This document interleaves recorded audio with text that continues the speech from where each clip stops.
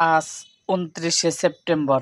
দৈনিক আমার দেশ পত্রিকার ভারপ্রাপ্ত সম্পাদক মাহমুদুর রহমান আদালতে আত্মসমর্পণ করে জামিন চান।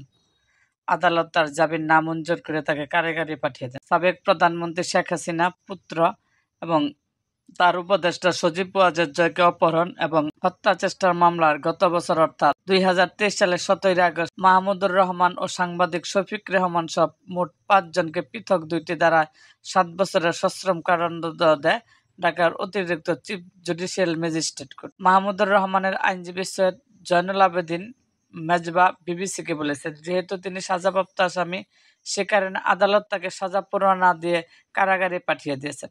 এখন তার পক্ষে আপিল ফাইল করার পর এই পরোয়ানা স্থগিত হবে। মাহমুদুর রহমানের আইনজীবী মিস্টার মেজবা জানিয়েছেন, সজীব ওয়াজেদ জয়কে অপহরণ এবং হত্যা চেষ্টার মামলাটি ২০১৫ সালে দায়ের করা হয়েছিল।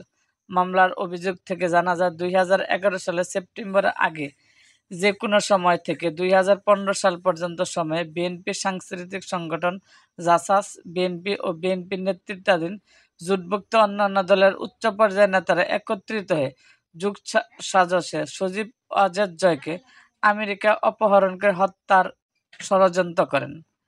এই অভিযোগে ২০১৫ সালের ৩রা আগস্ট ডিবি পুলিশের একজন পরিদর্শক বাদী হয়ে পল্টন মডেল থানায় মামলাটি দায়ের করেন।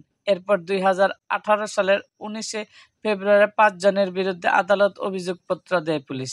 এই মামলার সাংবাদিক শফিক রেহমান ও গ্রেপ্তার হয়েছিল। মামলার সজীব ওয়াজেদ জয়সহ ১২ জন সাক্ষী দিয়েছেন।